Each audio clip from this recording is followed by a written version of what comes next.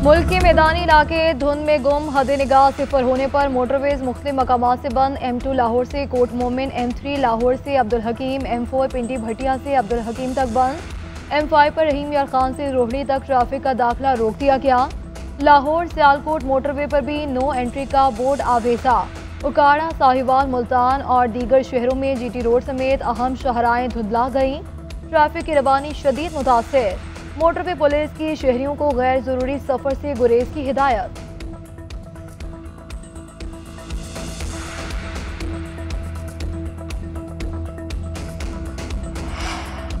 मुल्क के बालाई इलाकों में जाड़े का जोर, कहीं बारिश कहीं बर्फबारी। बालाकोट, शुगरान और नारान में सफेद मोतियों की बरसात। सर्दी की शिद्दत से झीलें, दरियाओं और आबशारें जम गई। बर्फबारी के बायस कागान, नारान जाने वाली शाहराहें 5 माह के लिए बंद। करदू, सवात और वादी शिगर समेत बल्दिस्तान डिवीजन में भी बर्फबारी।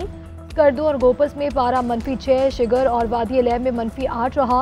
अस्तोर में -5 और पारा चनार में -4। गिलगित और हुंजा में दर्जा हरारत -3 रिकॉर्ड। इस्लामाबाद और मरी में बादल बरस पड़े।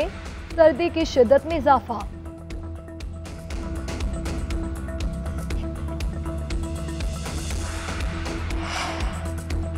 नेशनल एक्शन प्लान पर अमल दरामद के लिए एपेक्स कमेटी का इजलास आज होगा। वज़ीर आज़म शहबाज शरीफ की ज़ेरे सदारत सिविल अस्करी हुकाम शरीक होंगे।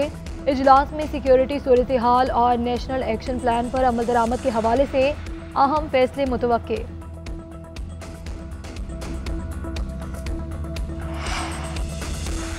दहशतगर्दी चैलेंज बन चुकी इस नासूर को कुचले बगैर आगे नहीं बढ़ सकते। शरपसंदों के खिलाफ सबको एक पेज पर आना होगा। कौमी मफाद में फैसले करना होंगे। वज़ीर आज़म शहबाज शरीफ का SIFC एपेक्स कमेटी के इजलास से खिताब। वज़ीर आज़म की कुर्र मुआहिदा तय पाने पर मुबारकबाद। कहा कि मुआशी इस्तेहकाम सियासी इस्तेहकाम के साथ जुड़ा हुआ है। वज़ीर आज़म ने 2025 को तरक्की और खुशहाली का साल करार दे दिया।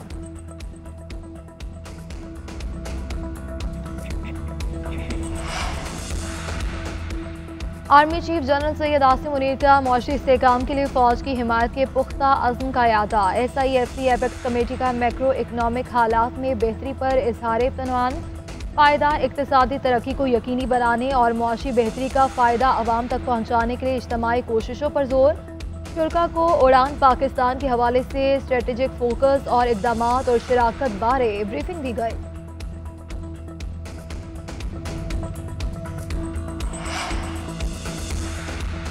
मुल्क में सियासी इस्तेहकाम लाने का मिशन। हुकूमत और अपोजिशन के दरमियान मुज़ाकरात का दूसरा दौर मुकम्मल। PTI ने तहरीरी चार्टर ऑफ डिमांड पेश ना किया।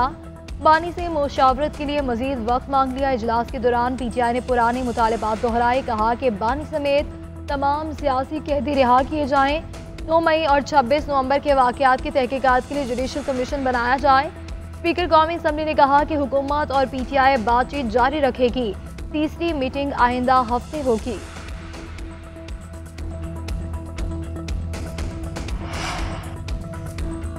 अपोजिशन ने बानी से मुशावरत के लिए 1 हफ्ते का वक्त मांगा। हुकूमत की तरफ से ताखीर नहीं। मुज़ाकरात की कामयाबी की गेंद PTI के कोर्ट में है।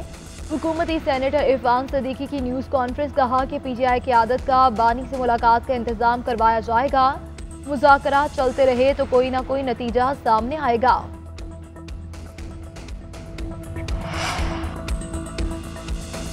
सियासी इस्तेहकाम आने तक मेशत ठीक नहीं हो सकती। मुतालबात माने गए तो मसाइल भी हल होंगे। वज़ीर आला अली अमीन गंडापुर कहते हैं कि कमेटी बनने से लगता है कि वो मसाइल का हल चाहते हैं।